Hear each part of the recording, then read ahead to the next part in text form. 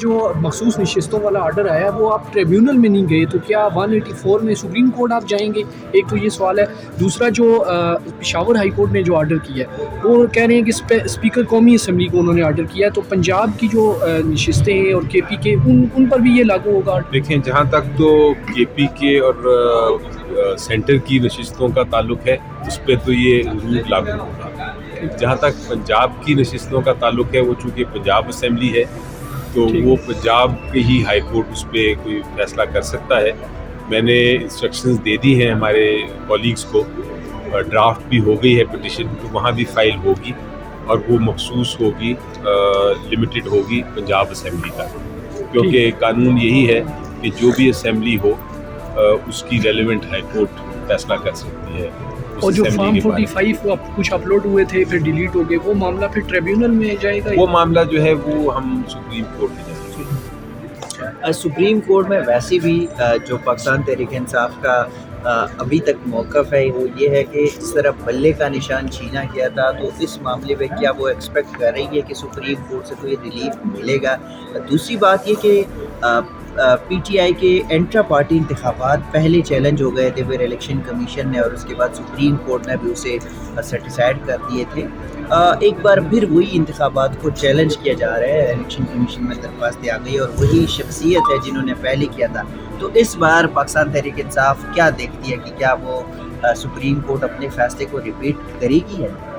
جی دیکھیں، جو جہاں تک تعلق ہے انٹرا پارٹی الیکشنز کا، بڑا واضح طور پہ آپ کو بتاؤں کہ جو سپریم کورٹ نے ہدایات دی تھیں اور جو الیکشن کمیشن کا آرڈر تھا اس کو مد نظر رکھتے ہوئے اور سارے حالات کا جائزہ لیتے ہوئے یہ انٹرا پارٹی الیکشن کرایا گیا ہے۔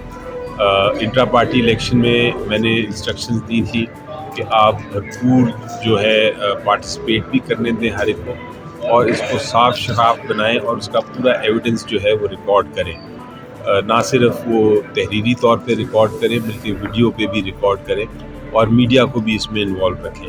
تو کوشش تو یہ کی گئی ہے۔ اب یہ چیلنج کیا گیا ہے، میری نظر میں اس میں کوئی اب جواز نہیں ہونا چاہیے الیکشن کمیشن آف پاکستان کو کہ اس کو بھی دوبارہ سے کالعدم قرار دے دے، لیکن اگر کوئی ایسا ہوا تو پھر معاملہ سپریم کورٹ تک ایونچولی جائے گا۔ اچھا منسٹر صاحب، 20-21 رکنی کابینہ بنا ہے، اس میں سارے وہی موریثی لوگ، اسد کیسر، شہرام ترکی، شیر افضل، اعظم سواتی یا نور الحق قادری کی فیملی کے لوگ، کسی کے بھائی، کسی کا بھتیجا، کسی کا کزن جو ہے وہ اس کو کیبنٹ کا حصہ بنایا گیا۔ تو پاکستان تحریک انصاف نے دوسرے جماعتوں پہ ہمیشہ یہ تنقید کی ہے کہ یہ کزن، بھائی، بیٹے اور بھتیجے بانجے کو نوازتے ہیں، تو تحریک انصاف نے خود یہ عمل کیوں کیا؟ اور کیا کراچی کا ایک بندہ جس کو اٹھا کے یہاں پہ مشیر بنایا، خیبر پختونخوا میں فائنانس کے لیے کوئی اور اہل نہیں؟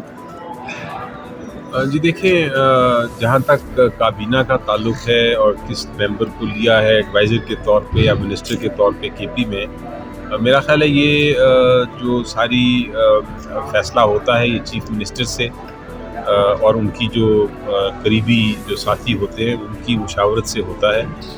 جو بھی بیسٹ کینڈیڈیٹس اویلیبل ہوں ان کے پاس، ان کا ایک طرح سے فیصلہ کیا جاتا ہے۔ تو میرا خیال ہے یہ سوال جو آپ کا ہے وہ زیادہ ریلیونٹ ہوگا چیف منسٹر کے پی کے اور ان کی جو ریلیونٹ لوگ ہیں ان کو۔